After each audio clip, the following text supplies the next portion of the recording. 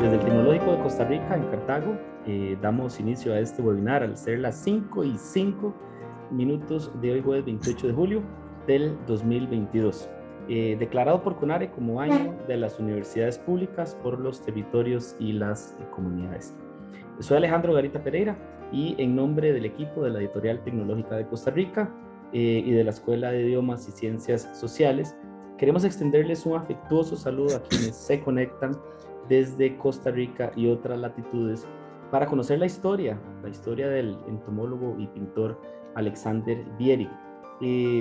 Esta historia la conoceremos de la mano de tres personas que con mucha ciencia, mucha técnica y una gran vocación de trabajo lograron realizar una investigación de muy alto nivel y que hoy tendremos el gusto de conocerla. Antes de presentarle a las autoras y al autor de este nuevo libro, da la palabra al señor Mauricio Monje-Agüero, presidente de nuestro consejo editorial, quien nos compartirá un mensaje. Don Mauricio, buenas tardes, gusto saludarlo. ¿Qué tal? Muy buenas tardes a todos. En verdad, muy complacido cada vez que la editorial publica un nuevo libro. Es para nosotros un acontecimiento de gran sentimiento de orgullo. Es como cuando nace un hijo. Y principalmente hoy, de la mano de don Luco Ilge, doña Floria Barrionuevo y María Enriqueta Guardia, que me permito pues felicitarles por este gran esfuerzo intelectual que han hecho de una persona tan promisoria como don Alexander Bierig, y que nos dan la oportunidad de recuperar parte de nuestra historia y también la parte de investigación desde la perspectiva de entomología, así como la parte artística. Es un libro de grandes retos, el cual estos tres insignes autores nos hacen entrega, a los cuales pues reitero nuestro agradecimiento por contribuir con la patria en el sentido de este rescate tan importante y de contribuir con la editorial tecnológica a cumplir con nuestra misión. Sin más preámbulo, muchísimas gracias en nombre del Consejo Editorial y pues adelante. Muy buenas tardes. Muchas gracias, don Mauricio, por su mensaje. En primer lugar, quisiera presentar a doña Floria Barrionuevo, historiadora del arte y profesora universitaria. Un gusto enorme tenerla en esta sesión, doña Floria. Buenas tardes. Para mí es un gusto estar aquí con ustedes hoy y presentarles un poquito de la obra de don Alexander. Espero que todos disfruten de este espacio. Así va a ser, estamos seguros. Seguidamente también me gustaría presentar a la señora María Enriqueta Guardia. Ella es especialista en artes plásticas, también profesora universitaria. Es un gusto que esté esta tarde con nosotros. Bienvenida. Oye, un gusto estar aquí con todos ustedes y es un gusto que por fin dé a la luz este libro de este maravilloso persona que fue don Alex Bierig. Por último, y con quien vamos a iniciar la presentación de hoy, nuestro reconocido autor, Luco Gil Quiroz, a quien le damos la más cordial bienvenida, entomólogo agrícola. El currículo de Luco es bastante grande, así que lo dejamos para que nos dé la bienvenida, Luco. Sí, muy buenas tardes a quienes nos están escuchando y viendo y a quienes nos acompañan en este panel. Antes de empezar, yo quisiera darle un gran agradecimiento, expresar un gran agradecimiento a la editorial tecnológica que acogió esta obra nuestra. Yo fui miembro de la representante de la comunidad nacional ante la editorial y sé, como decía Mauricio, lo que cuesta cada uno de los libros, el esfuerzo que entraña, que implica cada libro. Y en este caso lograron concitar a las demás universidades públicas. Para mí eso es algo muy importante a través de ese consorcio que se llama EduPUC, de las editoriales públicas. Este libro puede ver la luz. Así que como autor y a nombre de los tres autores de este libro les damos las gracias sinceras, porque además es un libro muy bello. O sea, aparte del contenido, con la gran cantidad de pinturas que Floria va a mostrar posteriormente, la diagramación, el acabado, todo es realmente excelente. Yo creo que es una forma de retribuirle a don Alexander un poquito, por lo menos, de lo que él hizo por este país. Bueno, yo voy a referirme a la dimensión científica, entomológica de don Alexander. Para los que somos entomólogos y entomólogos aplicados, yo soy biólogo de formación, pero en determinado momento de mi carrera crucé la calle para ir a la Facultad de Agronomía a tomar cursos que me interesaban, porque sentía que como entomólogo debiera tratar de estudiar algo que fuera de un interés social, económico, relevante para el país. Yo creo que mi gran mentor, al final de cuentas, fue Clorito Picado, que siendo biólogo dio un paso en esa dirección, más hacia el campo de la salud. Y me interesé mucho desde muchacho por la entomología agrícola. Y cuando uno toma el curso de entomología agrícola, yo lo tomé con Gilbert Fuentes, que espero que esté escuchando esta presentación hoy, querido amigo y colega, ayer mi profesor, mi mentor. Uno oía hablar de dos personajes inevitablemente, Charles Ballou y Alexander Bierig. Ballou, norteamericano, fue el primer entomólogo contratado por la Escuela Nacional de Agricultura para que impartiera el curso de entomología agrícola y los de entomología básica. Ballou se va después para Venezuela y se contrata a don Fernando Neverman, ya voy a hablar de él, y posteriormente viene Bierig. Pero realmente todas las bases de la entomología agrícola del país las sentaron entre Ballou y Bierig. Un poquito rápido, por el tiempo que tenemos, algunas cosas de la vida familiar de Bierig. No me detengo en eso porque ahí ustedes pueden leer lo que está anotado. Pero noten que él, por su padre, que a pesar de que era fabricante y comerciante de zapatos, tenía ciertas inclinaciones artísticas, ¿verdad? Como la escritura de guiones y sonetos, como dice aquí, su hermano, que era pintor. Entonces uno dice, bueno, ¿Bierig era pintor, era artista o era entomólogo? Bueno, las dos cosas, y ya vamos a ver. Y aquí hay algo importante que resaltar. Es que fue un hombre muy solitario. Es una larga historia, la podemos comentar posteriormente. Él se casa con la señora que está aquí, con Matilde Caroline Schaeffer, y viven en París, donde nace su único hijo. Lamentablemente, ellos se vienen para Cuba después, tienen la invitación de una familia europea para venirse a Cuba, se establecen en Cuba, pero doña Matilde pensó que el viaje a Cuba era de un par de años y dejaron al niño en Alemania en custodia con gente de la familia, pensando que era un viaje corto.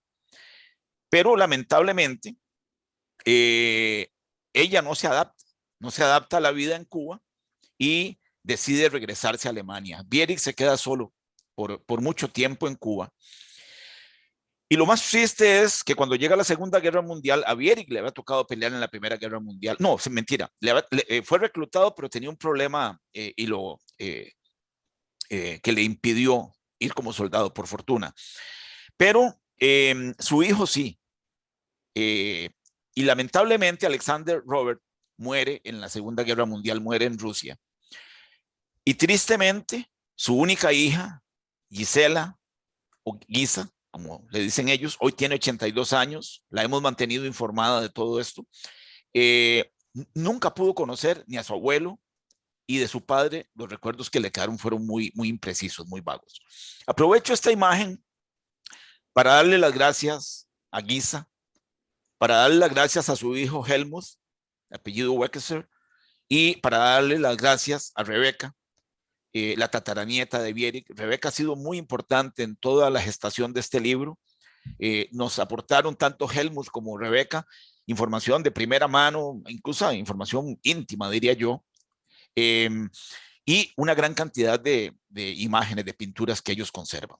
Así que aprovecho los agradecimientos para referirme a ellos. Entonces, Bierig, veamos que tiene esa inclinación artística y uno dice, bueno, se forma incluso, Floria se va a referir a eso, pero ¿de dónde nace el interés por los insectos?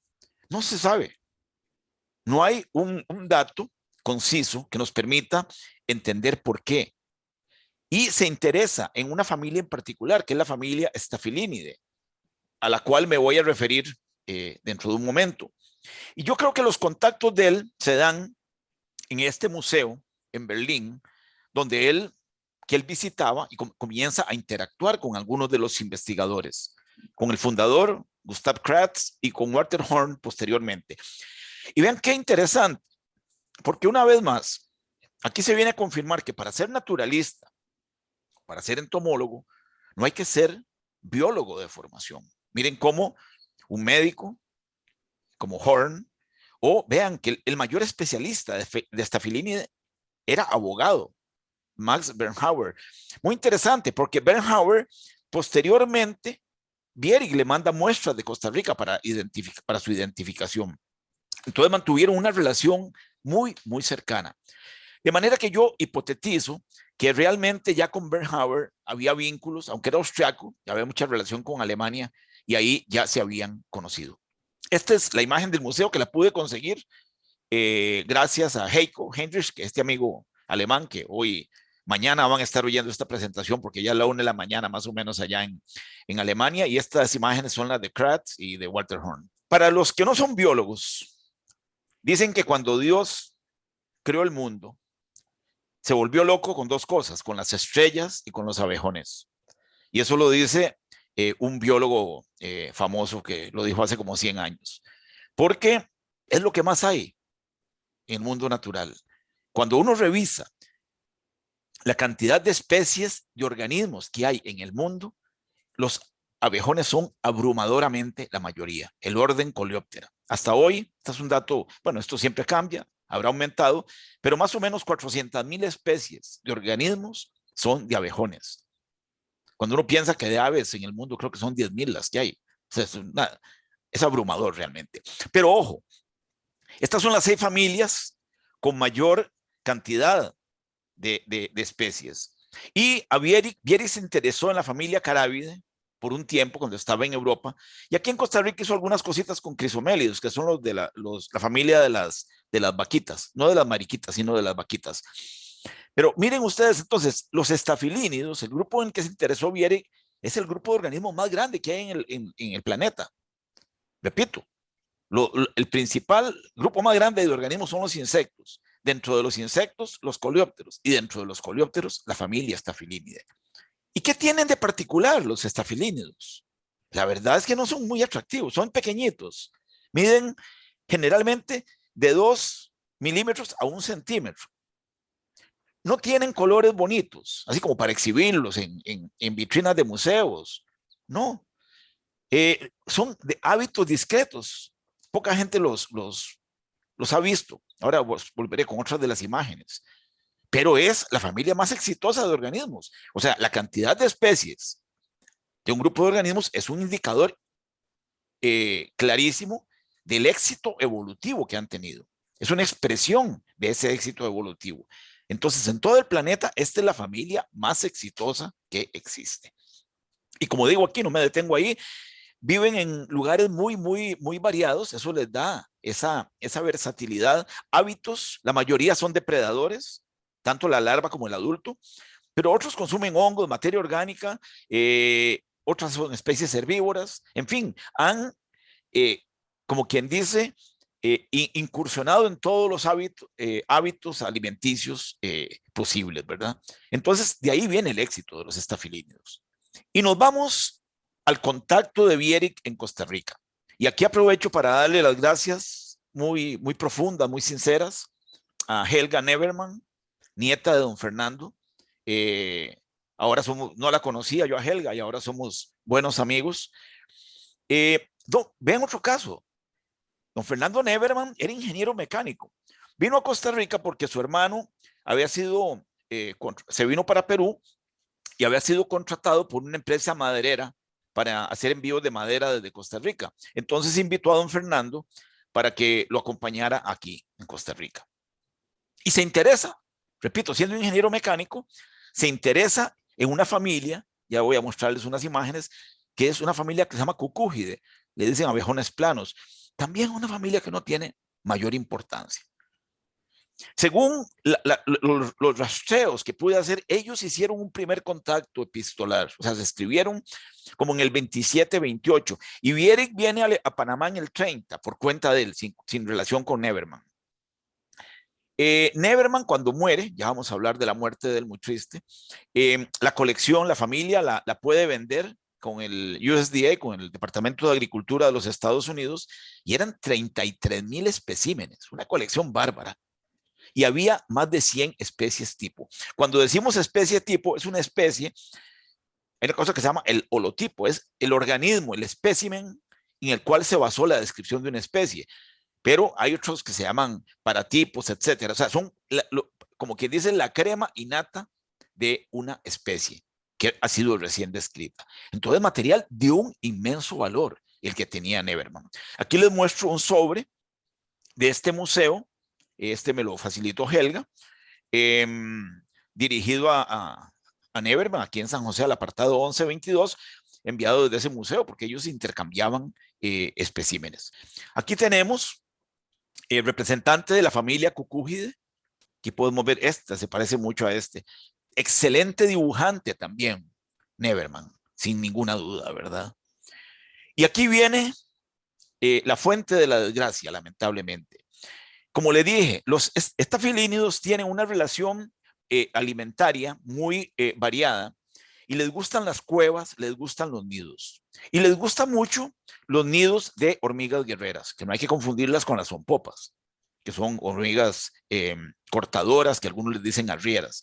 Las hormigas guerreras del género Eciton tienen grandes colonias, pero son inmensas, son miles de centenares de miles que recorren por el bosque en una fase que tiene una fase estacionaria y una fase móvil. Aquí se ve donde llevan todas sus cosas, su alimento, cargan con las larvas, cargan con las pupas, en fin.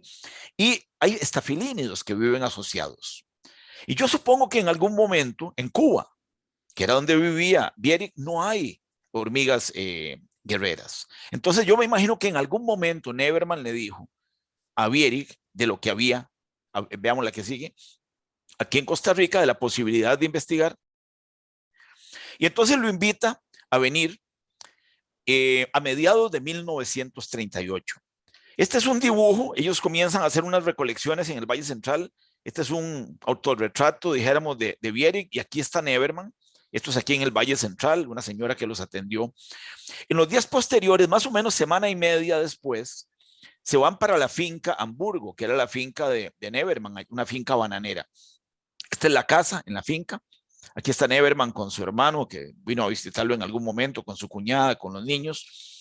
Y lamentablemente, la noche del 30 de junio de 1938, mientras ellos estaban inspeccionando unos nidos de hormigas guerreras, oyeron una pisada en el bosque, y cuando voltearon, ellos estaban con sus linternas. Lo que venía era un muchacho cazando, un muchacho estadounidense, joven, y él había andado detrás de un puma en esos días. Y hubo una confusión, y donde él vio una luz, disparó. Tristemente, mató a don Fernando. Algo muy doloroso. Murió el 4 de julio, lo pasaron al hospital de Limón, y Bierig quedó con una herida en su hombro y parte del cuello.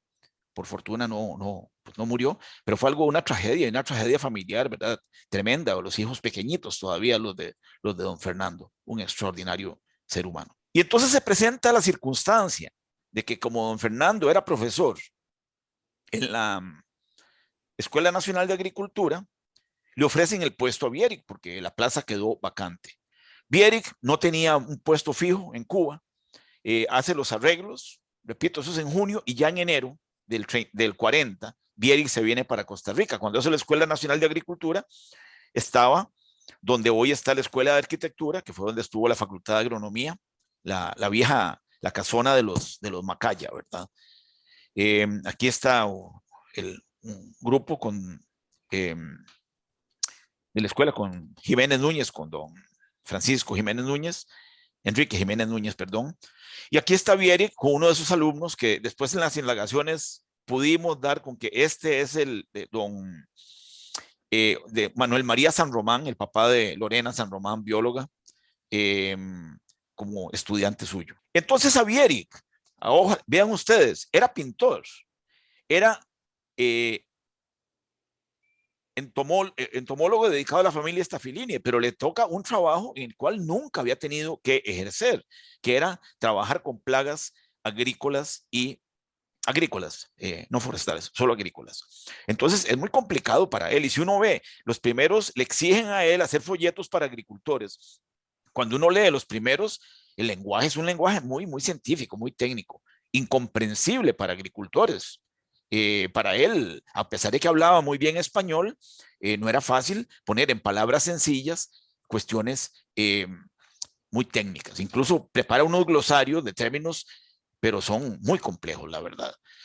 Pero en todo caso, miren cómo él se aprovecha de su habilidad de dibujante para ilustrar sus propios folletos, algo inusitado, dijéramos. Entonces aquí se ven algunos de esos dibujos de excelente calidad. Este de una plaga Euthiola, que es una Euthiola, plaga del arroz, Mosis, que es plaga del arroz también, gusano medidor le llaman, la langosta Esquistocerca piseifrons, y las hormigas son popas. Esta sí es de son popas, no de guerreras. La que sigue. Entonces, Bierig está en la Escuela Nacional de Agricultura y vienen los tiempos en que se funda la Universidad de Costa Rica, fundada en el 40 y abre sus puertas en el 41, y le toca ser de los primeros profesores de la universidad. Aquí lo vemos con este grupo con el elenco, con el claustro de profesores de la Escuela Nacional de Agricultura, que sería la Escuela de Agricultura posteriormente.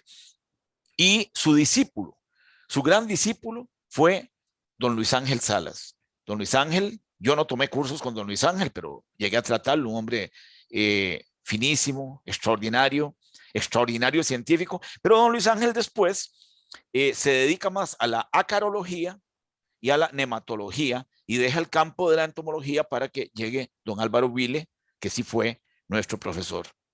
Por cierto, don Luis Ángel fue portero de la Liga Deportiva Alajuelense. Fue el arquero y en un campeonato en que la liga quedó invicta. Yo soy liguista, por cierto. No, un extraordinario ser humano, don Luis Ángel, y esa es una de las herencias más importantes que dejó Bierig.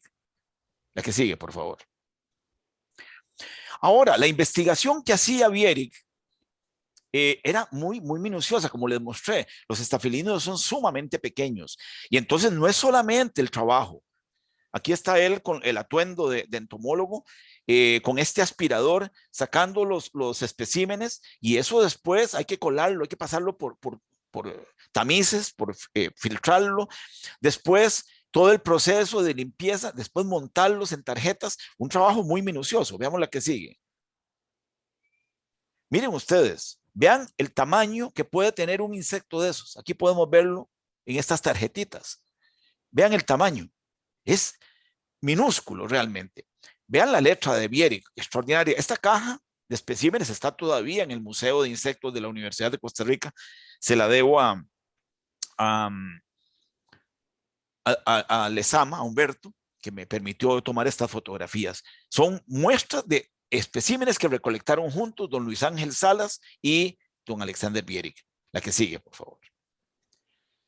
Y él dio un paso más allá. Normalmente un taxónomo lo que hace es describir especies. Don Alexander, de nuevo, valiéndose de sus habilidades artísticas, dibuja.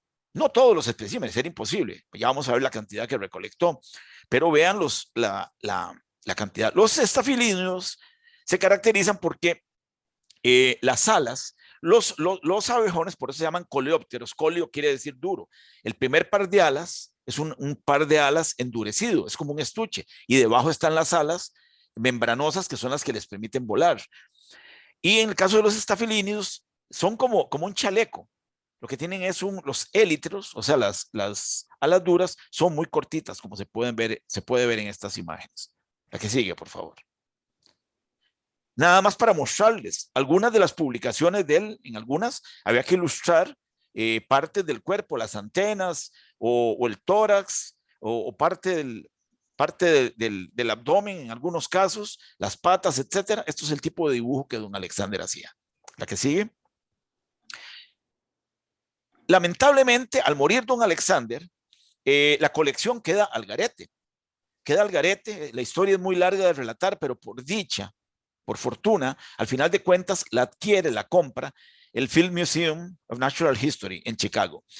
Y aprovecho también esta diapositiva para agradecerles mucho a Al Newton y a doña Margaret Thatcher, Thatcher, la colaboración que nos dieron. Si no hubiera sido sobre todo por Al Newton, no hubiéramos podido recuperar toda la información que tenemos en este libro.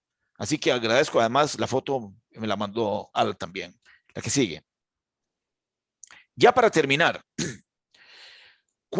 ¿cómo podemos sintetizar la contribución de Bierig como taxónomo de Staphylinide? Miren ustedes, 32.372 especímenes montados y preservados. 412 especies nuevas para la ciencia. Pero ojo, curiosamente, pudo publicar únicamente 135. A él, yo creo que ya de muy temprano le comenzó a afectar la vista. Ahora Floria se va a referir a lo de las pinturas también, cómo lo afectó en ese sentido. Muy prolífico, 50 publicaciones científicas divulgativas para productores, para agricultores, como les dije. Incluso incursionó en algunas piezas literarias y filosóficas. Hasta hoy permanecen 277 especies en lo que se llama manuscrito, es decir, él las bautizó, les puso un nombre, pero no las describió.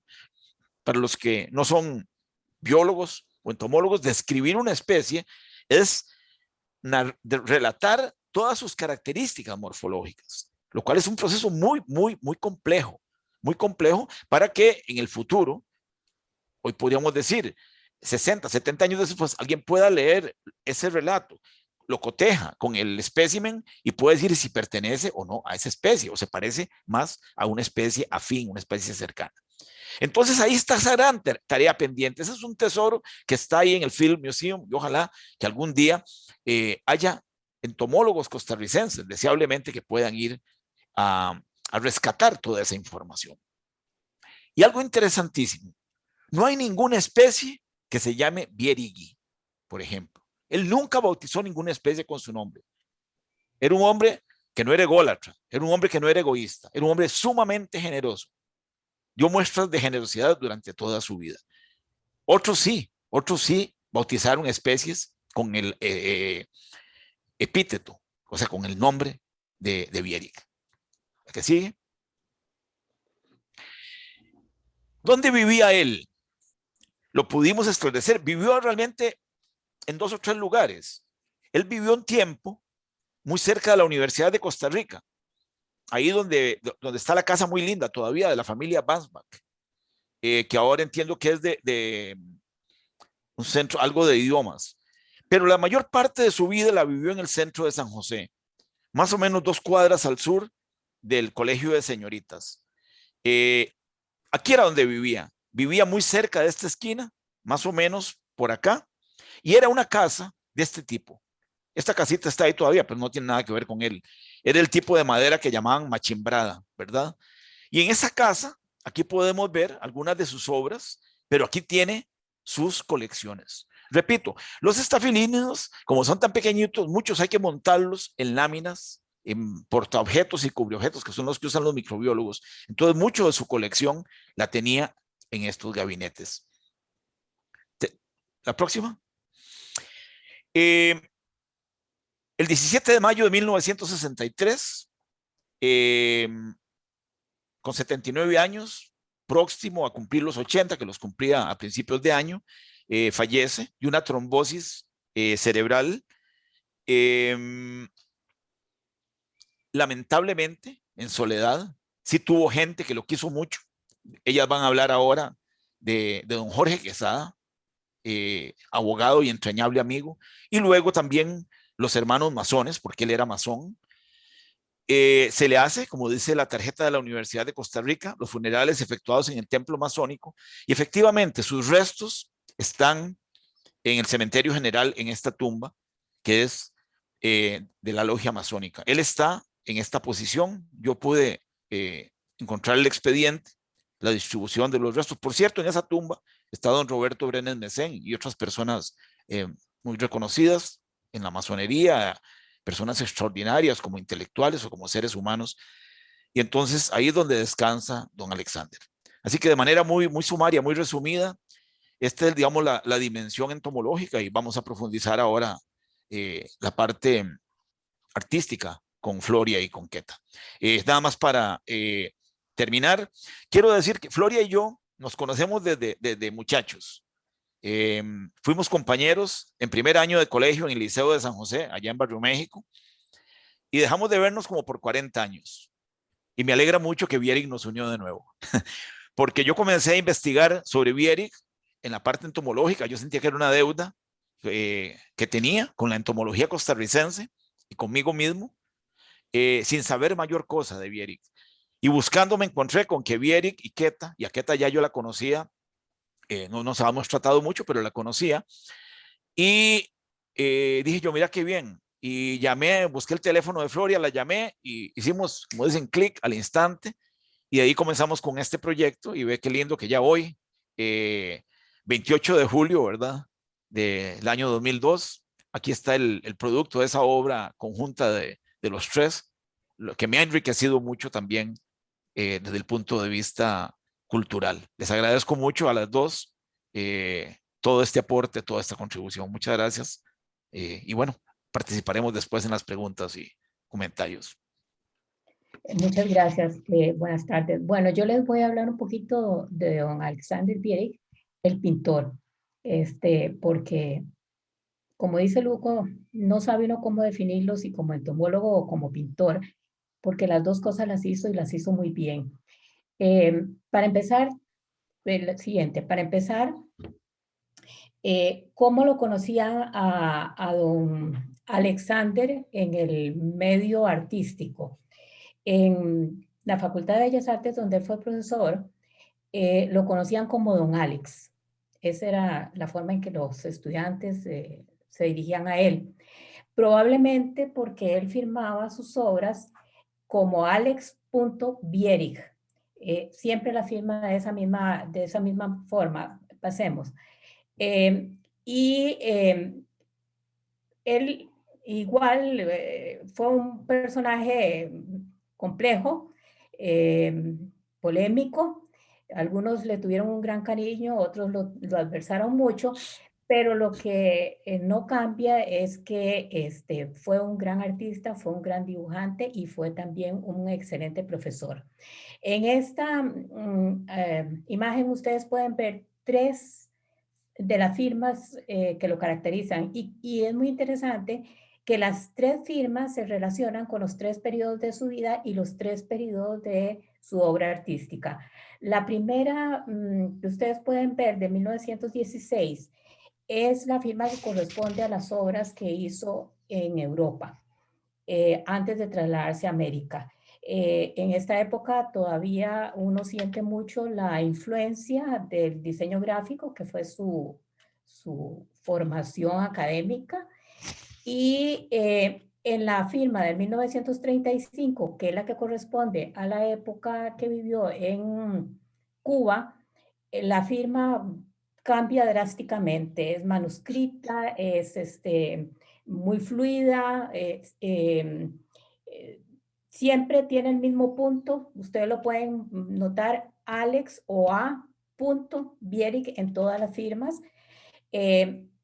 Es una firma de una persona joven, fuerte, y en la firma de 1956 vemos ya una firma un poquito menos segura. Es la firma de una persona de una edad muy avanzada, con dificultades visuales gravísimas, que realmente cuando uno conoce de este problema visual que él tenía, es absolutamente desconcertante cómo pudo haber hecho algunas de las obras que hizo durante este periodo. Pasemos. Como les decía hace un momento, la obra de don Alex se divide en 3 partes. La parte en Europa, la parte en Cuba y la parte en Costa Rica. En Europa, lo que más influye en él desde una edad muy temprana es haber tenido la gran fortuna de vivir en una pequeña ciudad, pero una privilegiada ciudad, con una colección de arte extraordinaria, con una cantidad de pinturas que permitían seguir a alguien que le interesara conocer un poco sobre el tema, les permitía seguir el desarrollo de la pintura desde el siglo XV hasta el siglo XIX, con pintores alemanes, franceses, holandeses, lo mejor que se podría uno encontrar en la pintura, como es el caso de Dürer o de Rembrandt. Ahí en esa colección estaba representada. Podemos pasar. Hizo su formación académica básica y luego se matriculó para estudiar la carrera de diseño gráfico, que en esa época se llamaba tipografía. Ese era el nombre que tenía todavía no hace mucho tiempo. Estudió en su ciudad natal, en una academia recién creada de arte para estos fines, pero que ha sido una de las más prestigiosas en Alemania.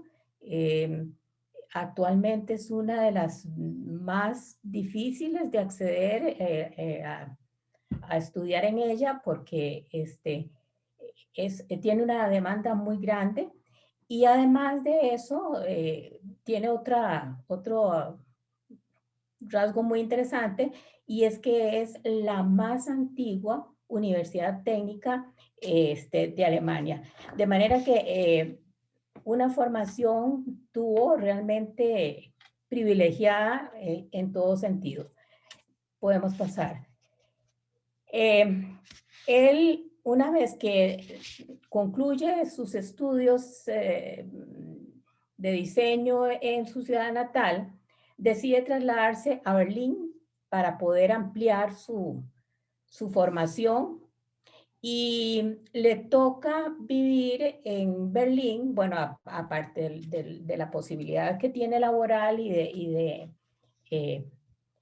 tener contacto con lo que está sucediendo en su área de trabajo específica durante la época, le toca ser parte de un ambiente muy efervescente que había en la época, que estaba básicamente preocupado por todo el tema del diseño. El diseño que en esa época empieza a tener una gran importancia, no solo en las artes como, digamos, las mayores, como dice la gente, en la pintura o en las artes más conocidas, sino también en las artes aplicadas que se relacionan también con la industria. Entonces, entra dentro de ese ambiente, se empapa de las discusiones, sanas discusiones sobre el diseño y luego también entra en contacto con el inicio del expresionismo y del Puente, que fueron dos de los movimientos artísticos más importantes de Alemania de principio de año, justamente en el año 1905. Se traslada posteriormente a París y en París ya también, una vez que se instala desde el punto de vista laboral, empieza a relacionarse con el arte y entonces empieza a participar de una gran efervescencia también artística que había, consecuencia de dos movimientos artísticos que se dieron a partir de 1905, que son el fauvismo y el cubismo. En ese ambiente fue que él desarrolló sus primeros años laborales y, bueno, fue un ambiente óptimo, extraordinario, ¿verdad? En el que se pudo desarrollar. Continuemos. En 1908, con 24 años de edad, regresa a su ciudad natal, como les mencionó Luco antes, contrae matrimonio y se traslada el matrimonio inmediatamente a París nuevamente. La intención era establecerse en forma definitiva en París. Y para eso escogen un sitio muy interesante donde vivieron, que es el suburbio de Polón sobre el Sena, perdón, que era un lugar más que todo de tipo industrial, pero estaba entre el Palacio de Versalles y el Museo del Louvre. En el trayecto entre esos dos puntos estaba este lugar. Y este lugar, a pesar de que al principio era como un lugar muy industrial, porque ahí fue donde se desarrolló toda la industria de los automóviles Renault, lo que sucedió con el tiempo fue que se convirtió en la sede del cine francés, que estaba en esa época empezando, pero que por coincidencia fue en esa área donde se empezó a desarrollar. Y también era tan importante esa área que un artista tan importante como Juan Gris escogió ese justo lugar para vivir ahí. Un año después de haberse dado el matrimonio, nace el primero y único hijo de don Alex, Alexander Robert, pasemos.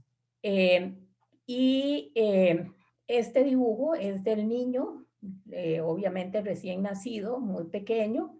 Es un dibujo muy, muy tierno, donde uno puede ver que era un niño feliz, rebosante, y el dibujo está acompañado de un juguete que probablemente era el juguete favorito del niño. Pasemos. Lamentablemente, estando en París, en una situación óptima en todo sentido, y se inicia la Primera Guerra Mundial, y por supuesto que la familia alemana no podía permanecer en París porque era una situación incómoda. Se trasladan de regreso a Alemania con el niño, y empieza una de las épocas más difíciles de la vida de don Alex, porque pues todo andaba un poco patas arriba, como dicen. La guerra, la situación económica, la situación laboral, todo es sumamente complicado. Don Alex intenta trabajar dando clases, hace todos los esfuerzos posibles, pero realmente la situación no es la situación óptima. Probablemente le sobra tiempo, y le sobra tiempo para pensar y pensar realmente cuál era su verdadera vocación en lo que se refería a la parte artística. Y en ese sentido es cuando empieza a descubrirse a sí mismo como pintor. Pasemos. Hace unos retratos en este periodo de su esposa Matilde, que es la figura que está a la izquierda, y de la hermana de ella, unos retratos muy clásicos, muy, muy parecidos a los que podemos encontrar de épocas anteriores, con fondos oscuros, pero bueno, es el inicio de lo que él va a empezar a hacer en la pintura. Pasemos. Estos dos dibujos son de Alexander Robert, que para esta fecha en que se los hace, ya el niño tiene 10 años. Son dibujos, no son pinturas, son dibujos. Pero ahí podemos ver una cosa muy interesante. La diferencia de la firma de los dos dibujos.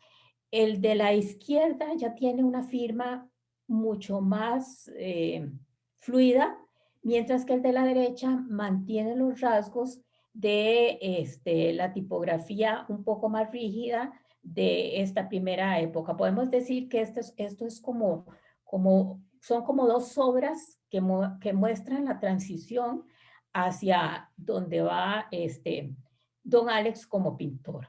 Continuemos. La situación en Alemania, como les decía hace un momento, muy difícil, dificilísima en todo sentido. El año de 1922 fue realmente uno de los años algunos historiadores dicen que de los peores que pudo haber vivido Alemania durante el siglo XX. Y es probable que esa situación fue lo que movió a don Alex y a su esposa a trasladarse a Cuba.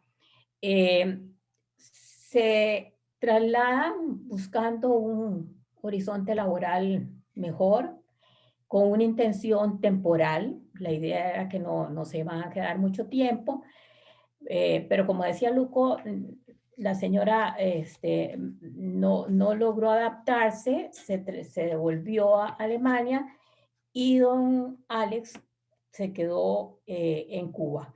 Hay un detalle muy interesante en los documentos que encontramos de don Alex, y es que los documentos antes de ir a Cuba, cuando hablan de trabajo, oficio, profesión, él siempre señala tipógrafo. Pero en el año de 1936, estando en Cuba, el consulado de Alemania le emite un documento nuevo, probablemente los que tenía antes ya estaban vencidos o dañados. Emite un documento nuevo y entonces en la parte que dice profesión pone pintura de arte. Es un cambio drástico de lo que venía representándose como tipógrafo a pasar a pintor. Es un detalle que pudimos encontrar en los documentos, como les mencioné, pero que muestra de manera muy clara lo que estaba sucediendo con don Alex. Pasemos. ¿Qué es lo que encuentra en Cuba? Bueno, ojalá hubiera encontrado el paraíso que también Gauguin buscó. Ninguno de los dos lo logró.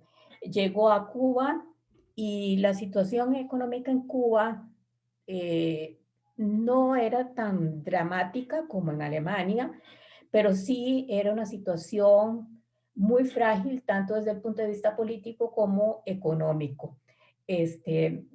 Pero bueno, era un poco mejor que lo que dejó él en Europa.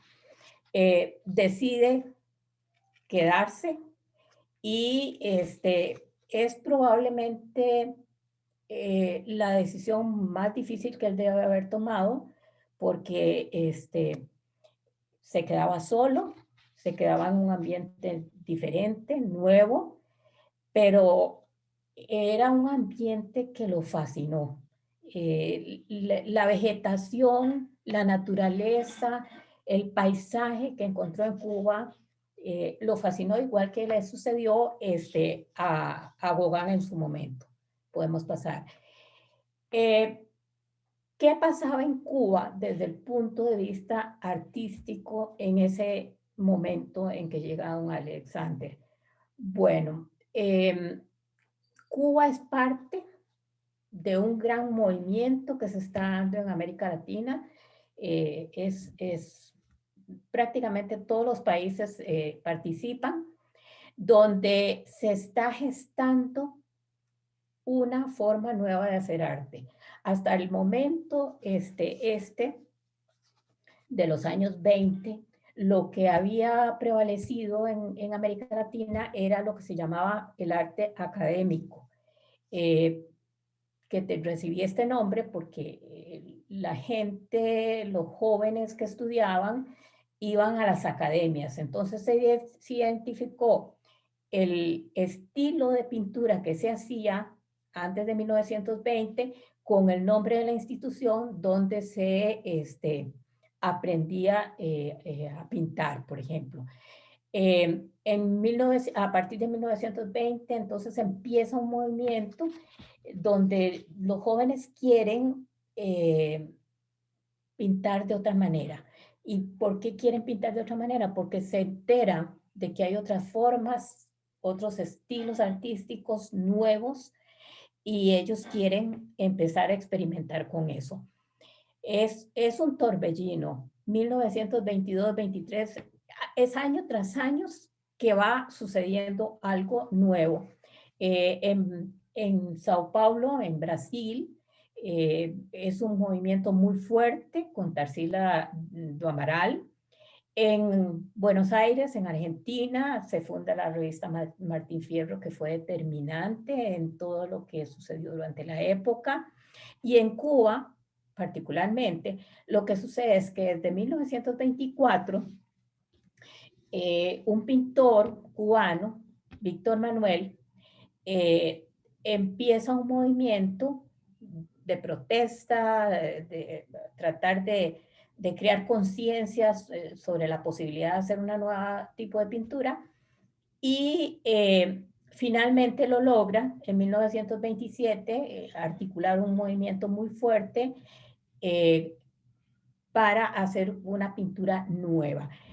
Esa pintura tuvo la característica de que se enfocó básicamente en el paisaje. Y en esto es muy interesante porque no solo sucedió en Cuba, sino que también podemos pasar. Sucedió siguiente. Sucedió también en otros países.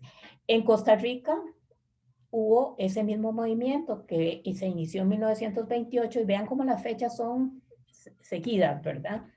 Se inició el movimiento de las, que se expresó a través de las exposiciones del Diario de Costa Rica, y que también tenía la intención de protestar contra la Academia de Bellas Artes.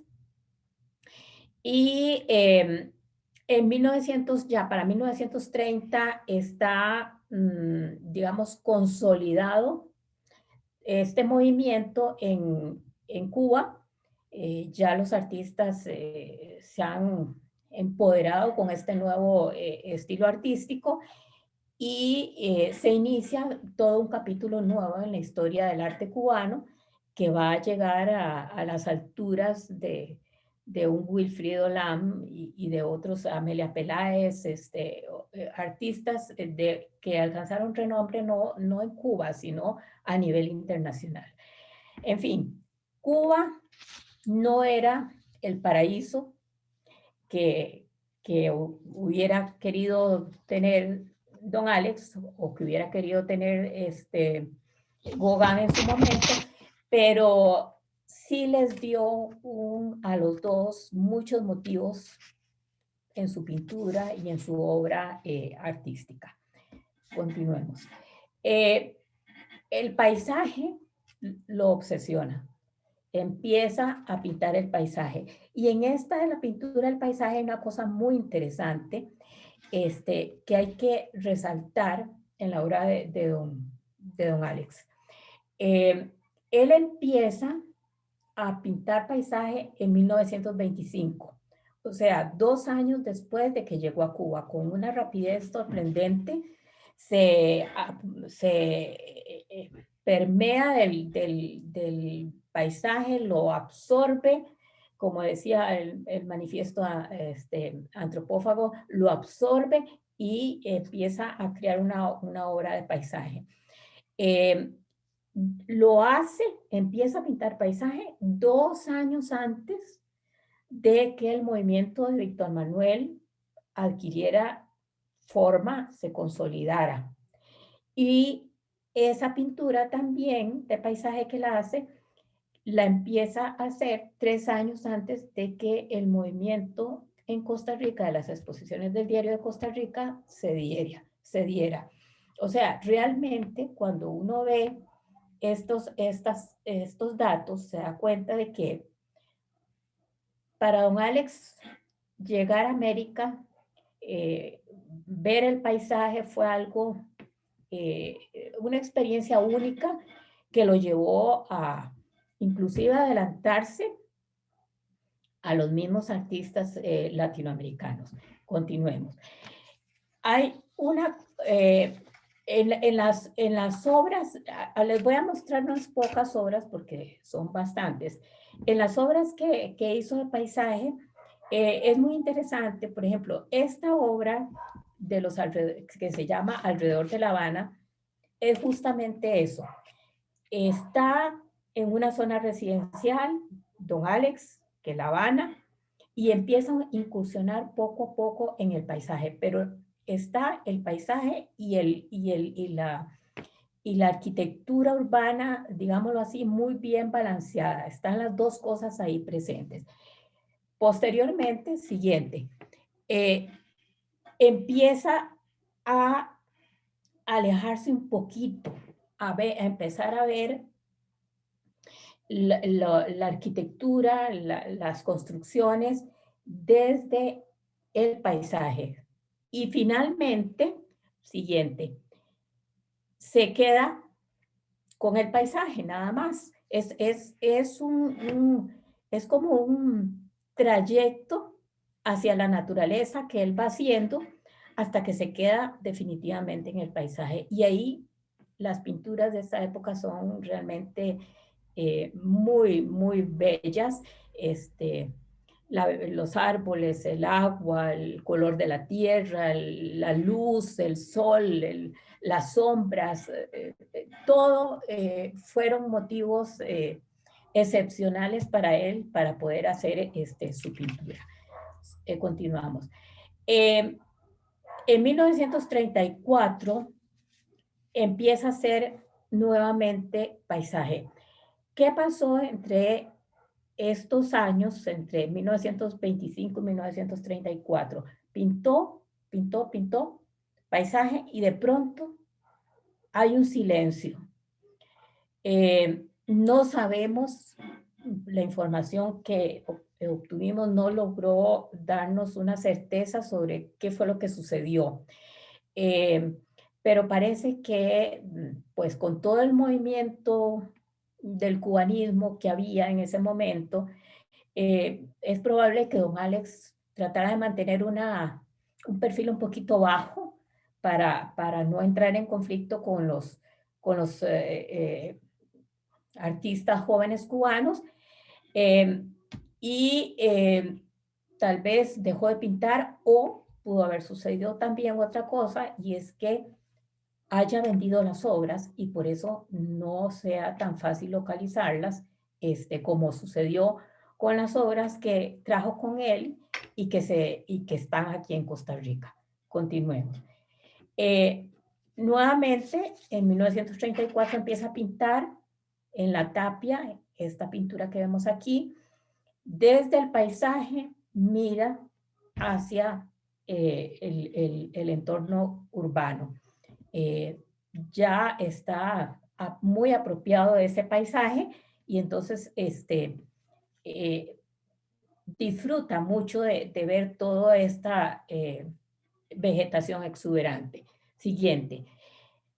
En paisaje o cañaveral, vean ustedes que prácticamente no existe más que una figura humana en la lejanía, apenas es como un punto dentro de la pintura. Y en esta última, en la charca, vemos que nuevamente vuelve a única y exclusivamente la pintura de la naturaleza. Estando en Cuba, siguiente, don Alex viaja a Florida. No hay información definitiva con respecto a cuáles fueron las razones por las que viajó a Florida, pero aparentemente fue con fines científicos. Pero él siempre encontraba el tiempo y el espacio para pintar, y de esos dos viajes, según lo que hemos podido localizar a través de los catálogos, quedaron 3 pinturas. Pasemos. Y esta es una de ellas donde recoge el paisaje con el nombre Robles y Seminola, muestra esos árboles de robles que no es que él no conociera, es que probablemente le impresionó muchísimo la altura que desarrollan estos árboles en América. Y seminolas, ¿verdad? La figura de estos habitantes de esta zona también está presente ahí. Luego, sí, continuemos. Hizo otras pinturas con actividades laborales, gente en diferentes actividades, de objetos que se utilizaban en las actividades cotidianas. Hizo retratos, hizo muchas flores. Parece que le gustaban mucho las calas porque es lo que más abunda, pero también hay girasoles, rosas, hay muchas otras flores. La mayoría son en óleo, pero también hay en pastel. No se sabe si es que no las pasó al óleo. Los retratos que hizo durante la época, como este de la mulata cubana o siguiente, el del negro cubano, son muy interesantes porque se enfoca únicamente en la figura. Ninguno de los dos tiene un fondo de referencia. En contraposición con el de Indalecio, el que sigue, que es un personaje que aparentemente debe haberlo conocido él, se deben haber conocido porque lo identifica con su nombre, los otros son anónimos, y además lo ambienta, lo pone dentro de un contexto. Debe haber sido un trabajador del campo con el que tuvo alguna relación. Continuamos. Hizo las flores, como les digo, estas pinturas de flores, hizo muchas. Continuemos. Y sabemos por la documentación que logramos encontrar que en Cuba hizo 2 exposiciones y en las 2 tuvo una crítica muy favorable. Eso es lo que nos ha hecho pensar que probablemente el faltante de obras de alguna época puede tener relación con que hayan sido adquiridas porque deben haber sido del gusto de la gente en ese momento. Continuamos.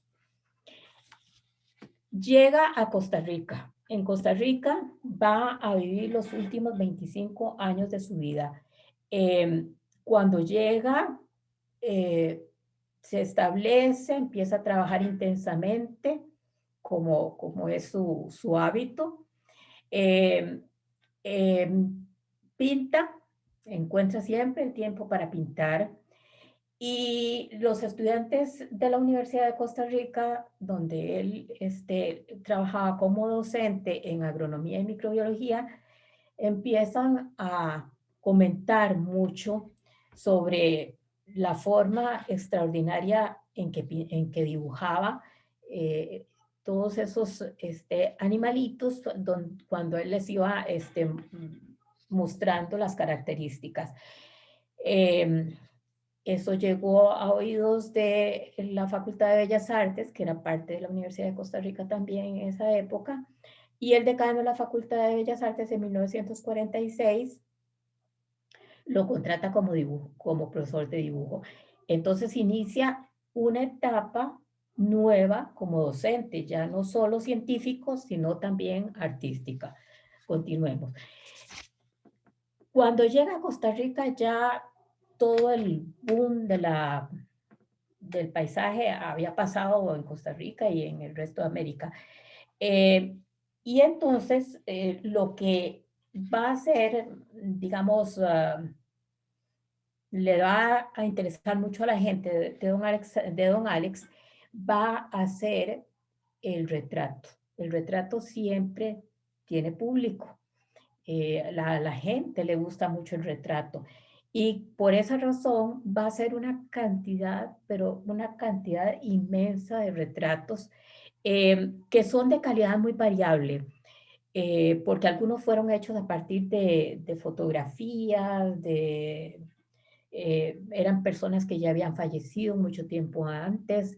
Entonces la calidad es muy variable, pero hay algunos de una calidad realmente extraordinaria. Y esos retratos uno los puede ver en colecciones, en el Colegio de Médicos, en la Junta de Protección Social y, bueno, en los museos también. Y también en las colecciones privadas, donde quedó la obra de él luego de su fallecimiento. Incluye todas las personas imaginables, niños, amigos, colegas, y los retratos oficiales que fueron hechos por encargo. Continuemos. Los retratos de los niños son particularmente difíciles de hacer porque los niños son inquietos, etcétera. Pero este retrato de la niña Clara Bankspack, que es muy, muy bello, muy bien logrado, porque como les mencionaba Luco hace un rato, don Alex vivió en la casa de la familia Bankspack. Entonces debe haber tenido una relación de cercanía con la niña y entonces pues fue menos difícil hacer el retrato. Continuemos. Además de este retrato, hizo el retrato de Manuel Vega. Este es un retrato muy, muy importante porque este retrato fue hecho en una hora. En una hora, en un tiempo realmente muy corto, mientras se servía una cena, don Alex hizo el retrato de este señor que estaba como parte del servicio atendiendo a los invitados. Lo que muestra que realmente era un gran pintor. Continuemos. Estos dos retratos son muy interesantes porque son de Dora Jiménez de Vargas, que era una discípula de él, una discípula muy querida de él, pero son muy interesantes porque muestran el tema de la vida y de la muerte. El retrato del lado izquierdo es un retrato, son del mismo año, un retrato que hizo a la señora Vargas, y el siguiente del lado derecho es el que le hizo como un homenaje póstumo porque ella falleció ese mismo año. El tema de la vida y la muerte es algo muy presente en la obra de don Alex. Él se hace también algunas pinturas con ese tema. Y luego tenemos el retrato de Guisa. Este retrato hecho a su nieta, que nunca conoció, pero que la conoció a través de fotografías, se lo hizo a partir de una fotografía. Y luego el retrato de Manuel de la Cruz González, que es muy interesante porque este retrato, como ustedes pueden ver, tiene fecha, mes, año, o sea, mucha información.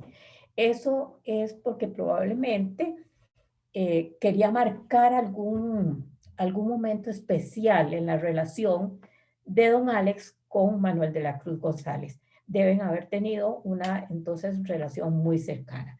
Continuamos. Autorretratos. Él, igual que muchos otros artistas, se hizo muchos autorretratos. Los artistas hacen con mucha frecuencia sus autorretratos. Entonces es muy, muy interesante ver la forma en que va cambiando, va evolucionando la persona a través del tiempo. Este autorretrato es de 1928 en Cuba. Es una persona joven, es un dibujo, es una persona joven, fuerte. Continuamos. Este es un par de pinturas que muestran, digamos, las dos partes de la personalidad de don Alex. El entomólogo a la izquierda, con todo su atuendo, su traje formal, todos los implementos que necesita para la labor de entomología. Y el otro es el autorretrato pintando, donde de una manera muy relajada se dedica a hacerse de este autorretrato. Continuamos. En Costa Rica hizo muchos muchas pinturas de muy variados temas, como que podemos decir que en Costa Rica amplió el abanico de la temática pictórica. Hay pocas pinturas, hay pocas pinturas de paisaje, pero estas dos, por ejemplo, son muy interesantes porque muestran un mismo lugar para Blanca y muestra en la del lado derecho un paisaje con mucha vegetación y en la del lado izquierdo un paisaje donde ya se ha talado los árboles, donde se ha despejado el terreno para la agricultura o la ganadería. Y desde ese punto de vista, podríamos decir que es una llamada de atención sobre el tema de la deforestación. Continuamos. Naturalezas muertas hizo muchas en este periodo. Esta particularmente es muy rica en la simbología que tiene. Él fue un hombre muy interesado en la simbología, en las religiones, toda la parte espiritual siempre fue una gran preocupación para él. Esta naturaleza que ustedes están viendo es una pintura que hizo para un regalo, para un matrimonio. Y todos los objetos que están ahí tienen significado simbólico que tienen que ver con el augurio de un buen matrimonio. Eso es. Estas dos pinturas son bastante desconcertantes. Una se llama la de la izquierda bruja, la otra loca. Son unas pinturas muy lúgubres. En los últimos años de su vida estuvo como muy pesimista, probablemente la soledad, los años, las enfermedades, la falta de visión, se vuelve un poco lúgubre. Continuamos. Temas religiosos trata, como este Cristo que vemos aquí, que lo hizo para regalarlo a Giza. Ahí tiene la dedicatoria para ella. Continuemos. Y dibujitos que hacía, que son bellísimos, dibujitos. El dibujo de abajo, la librería López, donde ahora está la Plaza de la Cultura. La de arriba a la izquierda, la librería Lehmann, probablemente por la cercanía con sus compatriotas. Y la de la derecha arriba, una casa como la que Luco les acaba de mostrar, probablemente del vecindario de él o inclusive podría ser hasta su propia casa. Continuamos. Escenas típicas como esta, es en las cartas que él escribe a Giza, le cuenta cómo es Costa Rica, le cuenta que llueve, que hace calor, que es húmedo, y entre las cosas que le cuenta, le cuenta que en invierno las calles se convierten en verdaderos lodazales.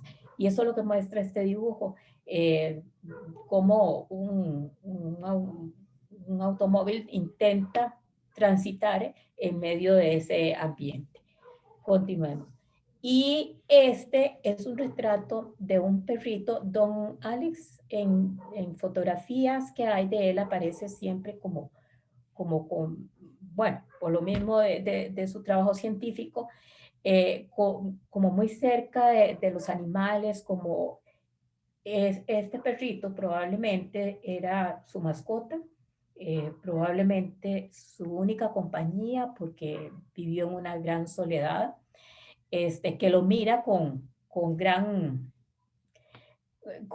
interés de lo que está haciendo probablemente su amo.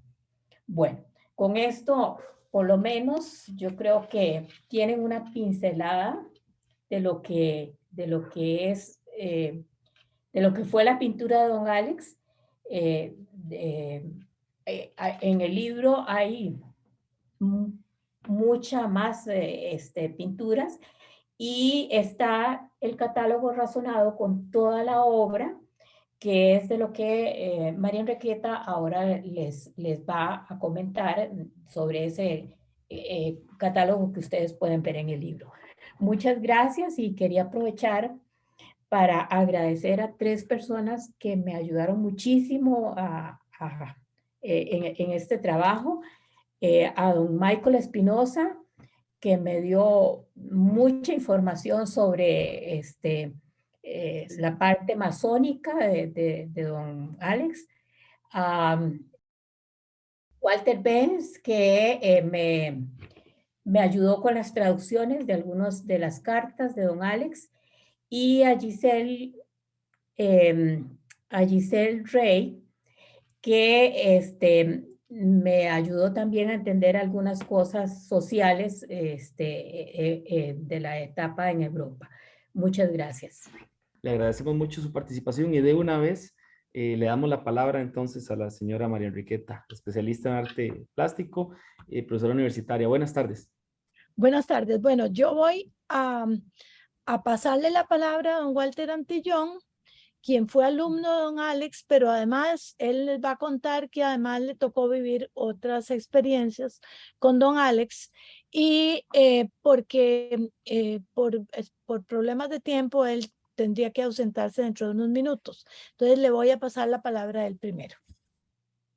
Yo en realidad creo que seré muy breve, porque mi experiencia no es de un artista, sino de un abogado que por una casualidad de la vida, yo cuando era estudiante de Derecho, tenía también un gran interés en el arte y en la filosofía. Y entonces, me matriculé como oyente en Bellas Artes, que quedaba frente a la Facultad de Derecho en el barrio González Lama. Entonces estuve 2 años en contacto con esta escuela, y poco tiempo después de que yo empecé a asistir como oyente a algunos de los cursos de la carrera de Bellas Artes, entablé amistad con doña Dora Vargas de Quesada. Era una mujer joven, digamos, casada y con hijos pequeños, pero que estaba muy interesada en la carrera, sobre todo la pintura, le interesaba mucho. Y siendo amiga de ella, ella me llevó donde don Alex Birick, con quien ella tenía una amistad muy grande. De esa manera conocí yo a don Alex Birick. No fue propiamente alguien que me dio a mí clases de pintura, sino que en la clase de él, yo era un observador. Observaba cómo él enseñaba, cómo él dejaba que los alumnos avanzaran en los trabajos, en los cuadros, porque en ese momento, por lo menos, don Alex Birick lo que enseñaba era óleo. De modo que yo lo vi muchas veces, ya, siempre en sus clases, observando a cada uno de los alumnos avanzar en su trabajo, y luego él venía y les hacía una crítica, digamos así, minuciosa de las técnicas que habían usado y qué cosas habían faltado, y les indicaba la manera de resolver, digamos, problemas que ellos habían encontrado allí. De ese modo fue que yo conocí a don Alex. Eh, Luego pasaron los años y yo, bueno, ya me hice abogado y todo esto, y me tocó otro periodo. Don Alex murió y a mí me correspondió en el Juzgado Segundo Civil de San José conocer el juicio sucesorio de don Alex. Allí fue donde yo conocí su trabajo de entomología, porque naturalmente entre los bienes inventariados que él dejó estaban sus cajas, una gran cantidad de cajas con sus dibujos sobre todo, pienso yo, coleópteros eran fundamentalmente. Eh, y bueno, yo me quedé deslumbrado por aquella extraordinaria laboriosidad y aquel arte, aquella perfección que él había puesto en el dibujo de esos coleópteros. Bueno, como decía Luco hace un rato, descubrió cientos de especies nuevas, ¿verdad? En Costa Rica. Y bueno, en ese tiempo tratar de colocar todo ese tesoro científico en entidades que pudieran conservar y difundirlo, ¿verdad? Pero bueno, esa es toda mi experiencia en relación con don Alex Birigui. Yo quería pues nada más mencionar esto, ¿verdad? Su personalidad, era una persona muy cálida, pero muy seria. Don Alex sonreía muy poco, ¿verdad? Era lacónico, hablaba despacio y de una manera muy concreta, ¿verdad? Pero era un hombre extraordinariamente cariñoso y tierno. Yo me di cuenta cómo él, por ejemplo, estimaba a sus alumnos y los estimulaba. Bueno, eso es todo lo que yo quería decir. Le agradezco mucho la oportunidad, pues, de decirlo. Bueno, creo que ha sido muy interesante la participación de don Walter, porque de todos nosotros es el único que realmente lo conoció y nos puede dar, digamos, su visión, una visión mucho más cercana que tal vez la que nosotros podríamos haber tenido de don Alex. Precisamente hablando de don Alex Birich, nos decía Sonia Romero que ella había conocido, sabía dibujar muy bien y era muy estricta con su dibujo precisamente por las enseñanzas de don Alex. Entonces, podemos nosotros intuir lo buen profesor que era don Alex Birich. Yo quería comentar que hoy hace exactamente 20 años estábamos doña Floria Barroneo y yo escribiendo el siguiente prólogo.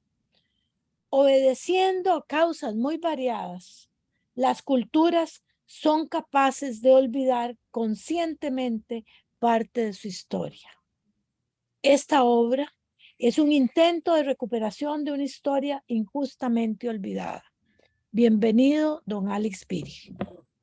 Este es el prólogo que escribimos doña Floria Barroneo y yo a un libro de diapositivas que hicimos a la memoria de don Alex Birich, pintor, como parte de nuestra labor universitaria. Precisamente hace un poquito más de 20 años, gracias en parte a doña Sonia Romero, que fue la primera persona que me nombró a don Alex Birich, habiendo yo estudiado en la Facultad de Bellas Artes, empecé a interesarme y lo mismo hizo doña Floria Barroneo, que por alguna otra razón también lo conocía, posiblemente antes que yo, porque ella había estudiado Historia del Arte, y empezamos las dos a tratar de dilucidar este mundo, digamos, oculto que se nos había tenido de un pintor como don Alex Birich, profesor Posteriormente supimos que era también entomólogo, no solo profesor de Bellas Artes. Y empezamos entonces a recopilar su obra, a ir a hacer visitas casa por casa y colección por colección para encontrar las obras de don Alex Birick. Y efectivamente, poco a poco, fuimos buscando, buscando lazos con don Alex Birick y visitamos muchas casas. Mucha gente nos dio, digamos, una luz sobre la pintura de don Alex. Unos tenían una pintura, otros tenían dos, otros tenían un poco más, y empezamos a vincularnos con su obra. Y por fin, en el año 1993, dio a luz este libro de diapositivas de don Alex Birick, que nosotros pusimos en la Facultad de Bellas Artes y también en las bibliotecas de la Universidad de Costa Rica. Entonces, la búsqueda de la obra de don Alex Birick para nosotros es ya una búsqueda, digamos, que tiene 2 décadas. Y cuando don Luco Gilge nos propuso, o me propuso seguir, digamos, el camino para hacer un libro de don Alex Birick, pensamos que era el momento idóneo para hacerlo. Sobre todo que en este libro se aunaban la ciencia y las artes. Yo me dediqué a hacer, digamos, para el libro, todo lo que tenía que ver con el catálogo razonado. Entonces, decidimos poner para el catálogo razonado las obras por temática. Entonces, primero se puso el paisaje, el retrato, ¿verdad? Los autorretratos, posteriormente los desnudos y también todo lo que tenía que ver con los bodegones. Es muy, muy interesante la obra de don Alex. Su pintura es una pintura rica, una pintura llena de pasión. Y quien ve un paisaje de estos de don Alex o uno de estos retratos hechos con pinceladas fuertes, grandes, muy fluidas, jamás podría pensar que es el autor de detalles como hacía con sus estalfilinidnos y de los insectos que él pinta y que dibuja. Pero en todo caso, es para mí pues digamos, motivo de gran satisfacción. Ha sido una tarde extensa, pero muy enriquecedora. Y bueno, la gente, muchas de las que siempre participan, nos hace preguntas y algunos comentarios. Luis Guillermo Bren Estencio, un saludo cordial. Dice que desde el punto de vista de la historia del arte costarricense, más bien pregunta si doña Floria nos puede ayudar con nuestra respuesta, don Luco. Desde el punto de vista de la historia del arte costarricense, ¿cómo se enmarca la figura de Birick? ¿Pintor académico o nacionalista? ¿O bien su obra no se puede compartimentalizar? Yo creo que en este momento el trabajo que hemos estado haciendo nosotros es recopilar la obra, clasificarla, darle todo el trasfondo para entenderla. Y bueno, supongo que en el futuro alguien puede tomar la iniciativa para determinar en dónde se puede ubicar la obra de don Alex. Decía yo que pues para mí es una gran satisfacción saber que don Alex va a tener el libro que él se merece, ¿verdad? Por toda su labor tan importante, tanto en la parte científica como artística, y que va a tener su lugar en el mundo del arte costarricense. Y me siento, digamos, igualmente satisfecha, creo que doña Floria también, de haber sido, digamos, las 2 personas que tratamos de darle, digamos, un perfil a don Alex Birick en ese mundo artístico que no lo tenía por alguna razón. Sin embargo, debo confesar y debo decir que tanto Néstor Celedón como doña Sonia Romero, como que son artistas muy connotados costarricenses, siempre eh, eh, hablaron de don Alex como un magnífico profesor y que además era muy exigente en el dibujo y que además hacía magníficas obras. Muchísimas gracias y no voy a poderme extender mucho más porque realmente tengo un problema serio de comunicación hoy. Le agradecemos muchísimo, más bien todo el esfuerzo. Le agradecemos mucho también a toda la gente que ha estado con nosotros. Y tal vez un par de preguntas más para poder finalizar. También saludamos en particular y especialmente a don Dagoberto Arias, que estaba aquí con nosotros. Y fue nuestro director por muchos años en la editorial, conoce de estos procesos y hace una pregunta y un comentario. Excelente obra y felicitaciones a Luco y a las autoras. Otra vez EduPUC se pone una flor en el ojal con este acompañamiento a través de las editoriales universitarias públicas.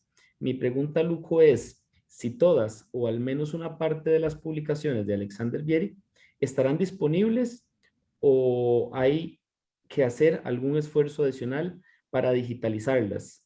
Don Luco, si nos ayuda. Un gusto saber de vos, Dagoberto. Ahí compartimos tanto tiempo en editorial. No está todo disponible. Algunas están de muy mala calidad, escaneadas muy débilmente. Pude conseguir unas en Brasil a través de gente amiga. Entonces, hay una buena cantidad, pero no está todo. Valdría la pena intentarlo, ¿verdad? Sí, señor, muchas gracias. Don Mario Blanco, porque también tenemos obra de esta persona a quien menciona acá en la editorial, hace una intervención. Don Mario Blanco Coto, muchísimas gracias por esta interesantísima presentación sobre este personaje tan interesante. Me parece que don Rafael Lucas Rodríguez Caballero, quien también unió el arte con investigación biológica, fue estudiante en la UCR mientras que don Alex Bierik fue profesor. ¿Hay evidencia alguna de la interacción entre ellos? Muy poca. La verdad, en el libro nuestro mencionamos a don Rafa y hay una alusión de don Rafa a don Alexander, pero muy tangencial. Pareciera que la relación fue muy distante, algo que sí me llama la atención porque efectivamente, como dice Mario, don Rafael Lucas también se inició en el diseño gráfico, de alguna manera, trabajando con Luis Terón, ¿verdad? El que hizo allá en el Museo de Arte, en el antiguo aeropuerto, toda esa obra. Entonces, yo esperé que hubiera habido una relación más cercana entre ellos, pero no la hubo. Ahí está lo poquito que comenta don Rafa, pero siempre mostró, bueno, don Rafa expresa una gran admiración por Bierik. Muy bien, Luco, muchas gracias. Don Gerardo Ábalos, no tengo preguntas, solo felicitaciones por este importante esfuerzo para rescatar la labor de Bierik, un entomólogo y artista espectacular. Espera conseguir el libro pronto, como les decía, en la editorial tecnológica, nos pueden localizar y el libro tiene el valor de 18,000 colones, 25.50, 23.36, por ahí, o a nuestro correo mgarita@tec.ac.cr o mvillegas@tec.ac.cr. Bueno, yo creo que nos hemos pasado esta vez de agradecerle a don Gerardo, a don Jorge Quiroz que hace preguntas. Por ahí se las voy a pasar a don Luco, tal vez para que, a don Renan, que acaba de participar, a Juan José Sanabria Rodríguez, asesor regional del MEP de Cartago en Ciencias, que siempre nos acompaña. Un saludo cordial a, como le decimos cariñosamente, JJ, Juan José Sanabria Rodríguez. Dejamos hasta acá esta actividad. Ha sido un gusto. Agradecerles de nuevo por esta obra a don Luco, a doña María Enriqueta y a doña Floria por hacer posible este trabajo y nosotros nos ponemos en la mejor disposición. Si gusta, don Luco, doña María Enriqueta, doña Floria, se despiden del público que permanece con nosotros. Primero las damas. Adelante, doña María Enriqueta. Bueno, yo quisiera que de veras este libro tuviera el eco esperado y que lo compren porque además es no solo un esfuerzo, sino está bellamente ilustrado y la labor, digamos, de investigación, tanto de doña Floria como don Luco, ha sido magnífica. Es más, ya he recibido comentarios al respecto y de las personas que se los he hecho ver y que se los he hecho llegar, y realmente don Alex y la familia de don Alex van a estar muy contentos si es que don Alex de alguna manera nos puede intuir. Muchísimas gracias a todos ustedes y muchísimas gracias a la editorial tecnológica por haber, digamos, hecho el esfuerzo para que nosotros pudiéramos sacar a la luz la obra de don Alex Birge. Estamos para servirles. Doña Floria, buenas tardes. Bueno, yo quisiera agradecer a la editorial del TEC, del Tecnológico, porque realmente el apoyo fue total. Todo el tiempo nos ayudaron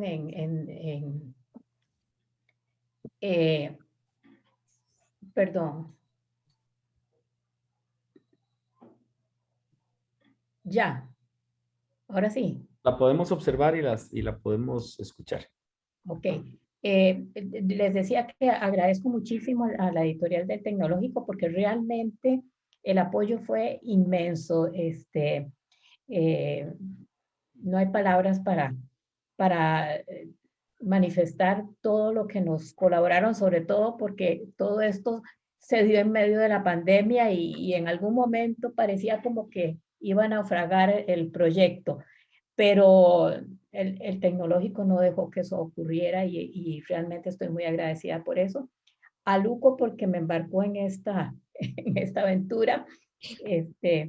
Ya nosotros teníamos bastante conocimiento de don Alex como pintor, pero lo que aprendimos con Luco, porque Enriqueta y yo acabamos aprendiendo muchísimo de ciencia, nos ha enriquecido también muchísimo y también se lo agradezco a Luco. Y bueno, no puedo seguir dando agradecimientos porque son muchos, pero a todos, cada uno sabe lo que me colaboró y se lo agradezco muchísimo. Y a ustedes también. Muchas gracias. Muchas gracias a usted. Luco, tal vez antes de que usted nos cierre, hay una pregunta muy interesante aquí de nuestro amigo Juan José Sanabria, que dice que excelente presentación, fraternal salud para los y las compañeros, autores también de esta monumental obra, felicidades. Me gustaría saber por qué don Alexander no quería ni vender ni regalar su colección, la cual era enorme, a pesar de que parece le ofrecieron una gran suma para esa época. ¿Cierto? ¿Me ayudan con eso, por favor? Y vamos, si son tan amables. Yo por lo que sé, no es cierto que ofrecieron una gran suma, a la familia le costó mucho, pero hubo otras razones y yo creo que tal vez don Luco puede esclarecernos esto. No, de la obra, de la parte entomológica. Sí. No, la parte entomológica, yo siento que ahí, en el epílogo del libro decimos que Bierig murió pobre realmente. Cuando uno ve el inventario, a lo que se refirió Walter hace un rato, los bienes tenían una platita ahí en el banco y las poquitas cosas se las entregó a diferentes personas. Pero ahí decimos, él no quiso atesorar, él invirtió. De hecho, por ejemplo, las cajas para preservar los insectos, él las hacía. Para eso se necesita una gran técnica, más que ebanista, o los cuadros de las pinturas, los marcos, según ellas lo han documentado, él lo hacía. O sea, él invirtió todo su dinero en sus dos pasiones, la pintura y los estafilínidos. Y murió realmente en la pobreza, muy enfermo y en la pobreza. Y bueno, lo que lograron pagar allá, vino un curador, un hombre honesto, hizo su trabajo. Yo siento que para lo de la época se le pagó lo que se le podía pagar, además con el agravante, hay que decirlo así, de que los estafilínidos, como lo dije yo al principio, no son insectos para exhibir. No se pueden poner en vitrinas, o sea, son insectos para trabajar. Y ya estaba muy deteriorada la colección. Y yo creo que es muy diferente del arte, que el arte sí se vende, ¿verdad? Con otro fin, pero, no para pero los insectos no eran para exhibición.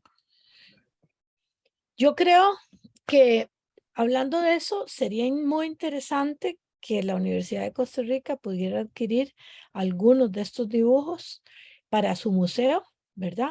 Yo voy a ver si nos podemos poner en esto, porque es una lástima que esto esté en colecciones privadas cuando muchísimos de estos dibujos están científicos, están en una colección privada y deberían estar en el Museo de la Universidad de Costa Rica. Muchas gracias. Don Luco, buenas Sí, tardes. no, en la parte mía de cierre, yo secundo las palabras de Floria, de todo el apoyo de ustedes en la editorial y en particular el de Mariela. El trabajo con Mariela Romero, como filóloga y como conductora de todo ese proceso fue importantísimo. Entonces quiero patentizar ese inmenso apoyo de parte de ella. Y no quisiera dejar por fuera, yo pensaba que se nos fue un poco entre tanta gente que hay que darle las gracias, pero yo creo que la familia Quesada es una familia extraordinaria. Don Jorge Quesada, el padre, ¿verdad? Que fue el que estuvo con Bierig hasta los días finales con algunos otros, unas 2 o 3 personas cercanas, y la familia de don Jorge, el esposo de doña Dora, es la que conserva la mayor parte de la obra, por dicha que la lograron conservar, y también una gran cantidad de material entomológico, que incluso me encontré unas cosas que yo las mandé al Film Museum, unos dibujos, y estaban sorprendidos porque ellos no los conocían. Y estaban metidos ahí, pues, relegados al olvido, ¿verdad? Entonces, gracias a doña Pilar Quesada y a don Jorge Quesada Vargas, se pudo rescatar, yo digo, la mayor parte, no solamente de la información pictórica, sino gran parte de la información entomológica, porque también, ahora que Dagoberto lo preguntó, había algunas publicaciones guardadas. Y don Alex incluso escribió un par de textos filosóficos. Y en eso tengo que agradecer a Helga Neverman, de nuevo, a Helga antes le expresé mi agradecimiento por todo lo que nos dio de su ancestro don Fernando Neverman, pero se dio al trabajo de traducirnos del alemán al español con toda generosidad una buena cantidad de esta información, incluyendo lo que es traducir un texto filosófico. Imagínense lo que es, ¿verdad? Lo complejo que es. Así que, al final de cuentas, nosotros estamos aquí de frente como autores y coautores, pero detrás una gran cantidad de personas que con toda generosidad, ¿verdad? Los hijos de don Luis Ángel Salas, por ejemplo, les pedí información y me la facilitaron. Tanta gente que colaboró, porque Bierig pasó por la vida creando, amando y amando, porque si ustedes leen el libro y se dan cuenta de cuando él estuvo hospitalizado, y le querían llevar cosas de alimentación, él decía, no, para mí no, tráigansela a los compañeros de mi cuarto. Un hombre así de noble. Esa fue la figura, y uno se siente muy feliz de haber tratado de rescatar del olvido a un ser humano tan grande, tan inmenso como don Alexander. Así que muchas gracias de nuevo a todos. Nada más Adelante.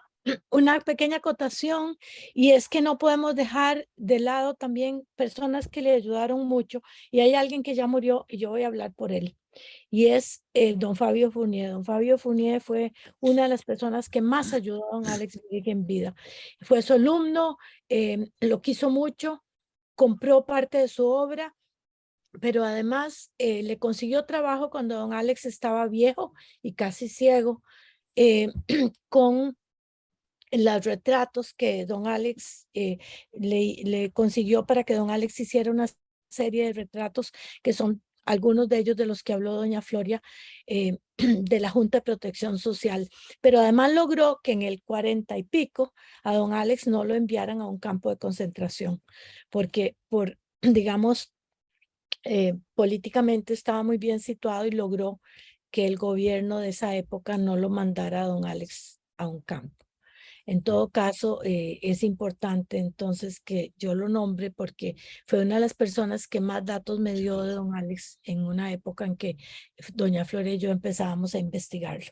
Muchísimas gracias. Muy atinada muy atinado su comentario, su observación. Agradecerles de parte de mi compañero Marvin Villegas y de parte del equipo del director Felipe Abarca, agradecerles mucho, del Consejo Editorial en la representación de don Mauricio Monge, agradecerles a todos y cada uno de ustedes que seguimos conectados en 2 horas de presentación, así que imagínense lo maravilloso que puede ser esta nueva hora. Buenas tardes, síganos para más actividades. Siempre estamos a la orden y es un gusto servirles. Buenas noches. Gracias. Muy buenas noches a todos. Buenas noches.